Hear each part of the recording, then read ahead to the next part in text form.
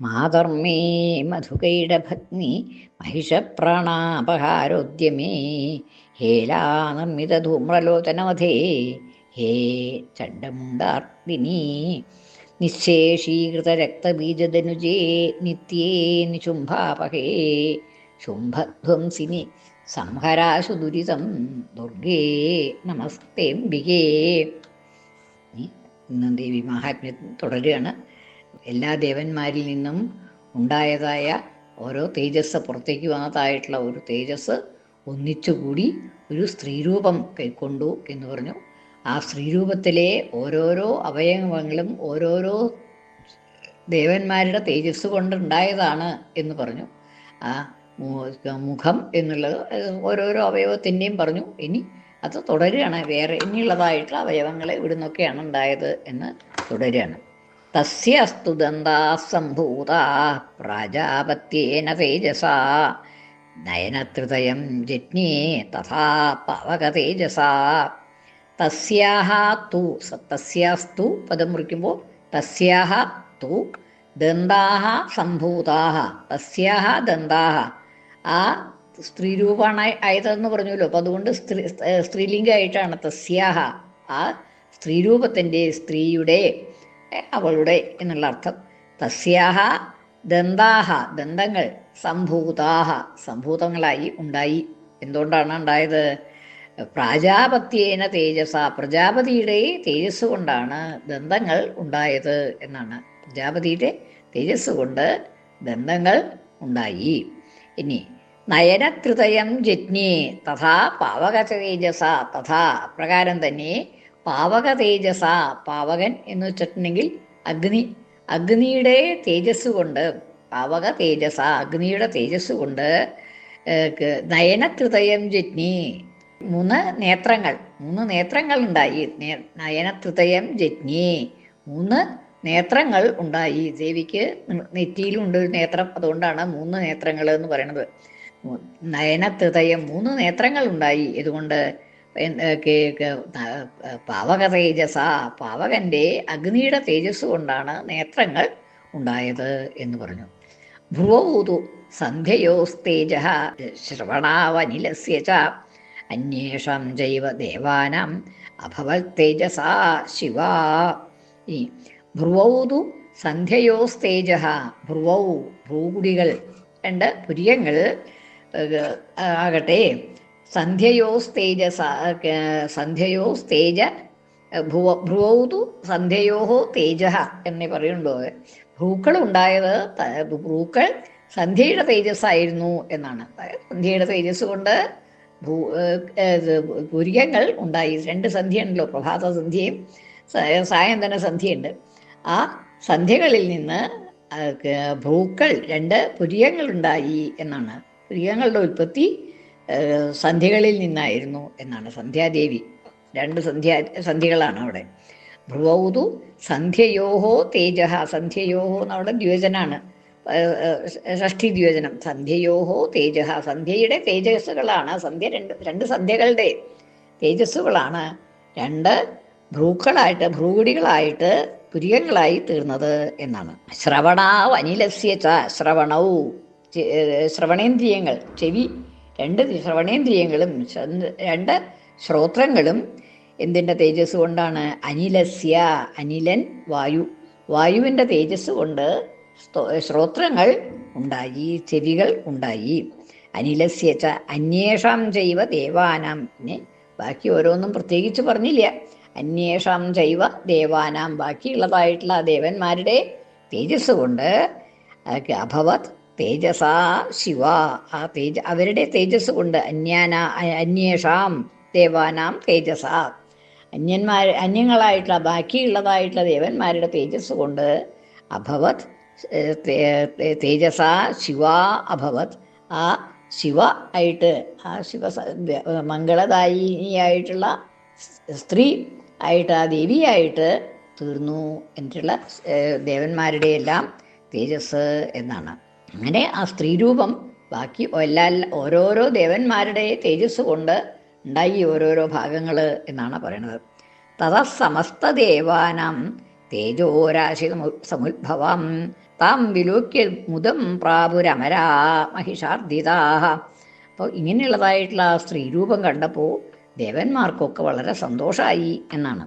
തഥ സമസ്തദേവാനാം തേജോരാശി സമുദ്ഭവം.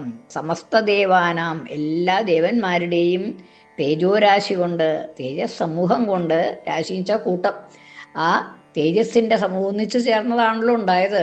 അപ്പോൾ ഒരു സമൂഹം തന്നെയാണത് എന്നുള്ളതാണ്. ആ തേജോരാശി സമുദ്ഭവം, തേജസ്സിൻ്റെ രാശി കൊണ്ട്, കൂട്ടം കൊണ്ട് ഉണ്ടായതായ സമുദ്ഭവം, അതിൽ നിന്ന് ഉദ്ഭവിച്ചതായ താം വിലോക്യ, ആ സ്ത്രീ ദേവിയായിട്ടുള്ള ശിവയെ കണ്ടിട്ട്, ആ ദേവീ രൂപം കണ്ടിട്ട് താം വിലോക്യ മുദം പ്രാപുഹു, എല്ലാവർക്കും സന്തോഷമായി. ഇത്രേ ശക്തി ഉള്ളതായിട്ടുള്ള ഒരു സ്ത്രീരൂപം കണ്ടപ്പോൾ എല്ലാവർക്കും സന്തോഷമായി. മുദം പ്രാപുഹു അമരാഹ മഹിഷാർദിതാഹ. മഹിഷാർദിതാഹ അമരാഹ. മഹിഷാസുരനാൽ അർദ്ദിതരായ ക്ലേശിതരായിട്ടുള്ള ദേവന്മാർ, അതുവരെ മഹിഷാസുരന്മാർ ദേവന്മാരെയൊക്കെ ഉപദ്രവിച്ചു കൊണ്ടിരിക്കുകയായിരുന്നല്ലോ. അപ്പോൾ ഇപ്പോൾ അത് ഇല്ലാതെ കണ്ടാക്കാൻ ശക്തമായിട്ടുള്ള ഒരു ബലം തങ്ങൾക്കുണ്ടായി എന്ന് അവർക്ക് മനസ്സിലായി. അതായത് ഈ ദേവിയിൽ കൂടി തങ്ങൾക്ക് രക്ഷയുണ്ട് എന്നുള്ളത് ദേവന്മാർക്ക് ആ രൂപം കണ്ടപ്പോൾ മനസ്സിലായി. എല്ലാ ദേവന്മാരുടെ തേജസ് ഒന്നിച്ചാണ്, അത്ര വിപുലമായിട്ടുള്ളൊരു തേജസ്സാണ് ഉണ്ടായിട്ടുള്ളത്. അപ്പോൾ ആ തേജസ്സിന് ഇത് ഈ മഹിഷാസുരനെ വധിക്കാൻ സാധിക്കും എന്നുള്ള താല്പര്യം അവർക്ക് ഉറപ്പുണ്ടായി. അപ്പം അതുകൊണ്ട് എല്ലാവർക്കും സന്തോഷമായി എന്നാണ്. അമരാഹ മഹിഷാർദിതാഹ.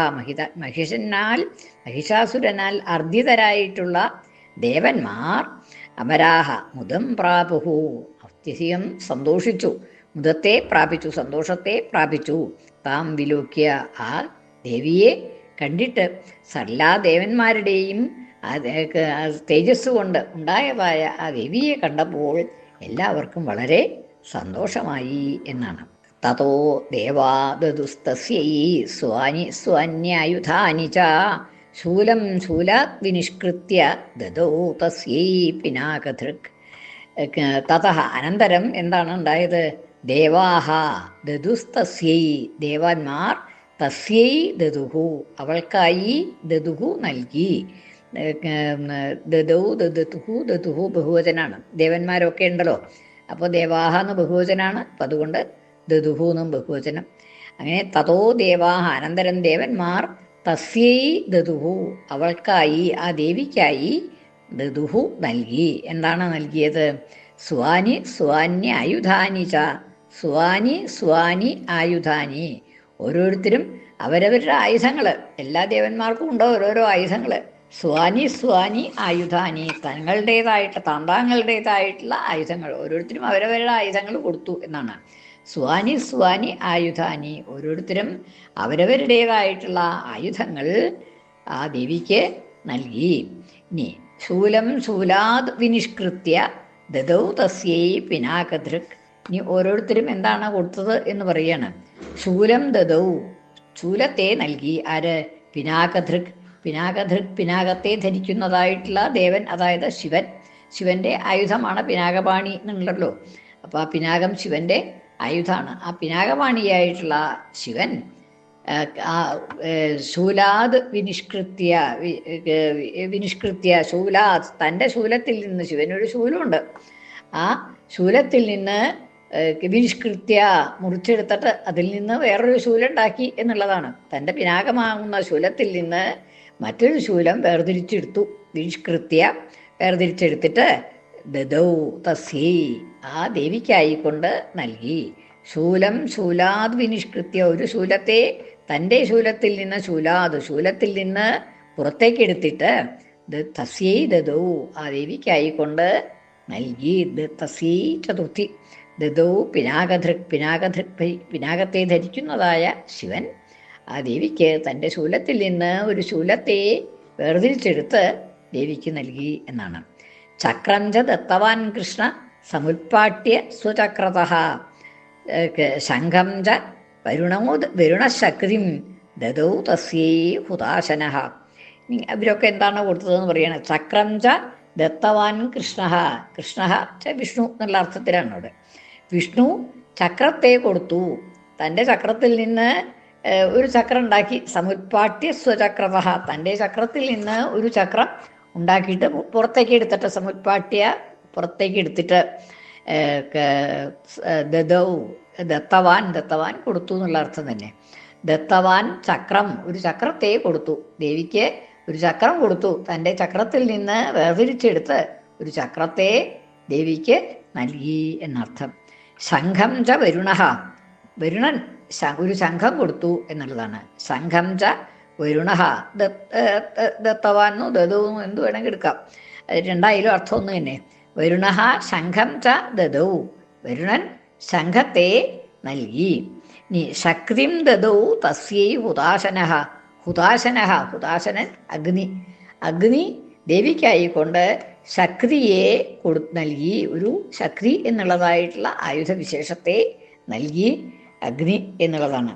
വരുണ ശക്തിം ദദൗ തസ്യൈ ഹുതാശന, ഹുതാശനൻ അവൾക്കായിക്കൊണ്ട്, അതായത് ഈ ദേവിക്കായിക്കൊണ്ട് ഒരു ശക്തി എന്നുള്ളതായിട്ടുള്ള ആയുധത്തെ, വേല എന്നൊക്കെ പറയും, അതിനെ നൽകി എന്നുള്ളതാണ്.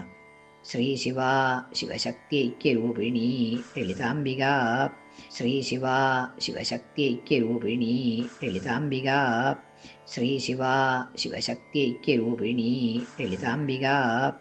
ശ്രീ ലളിതാംബികായൈ നമഃ.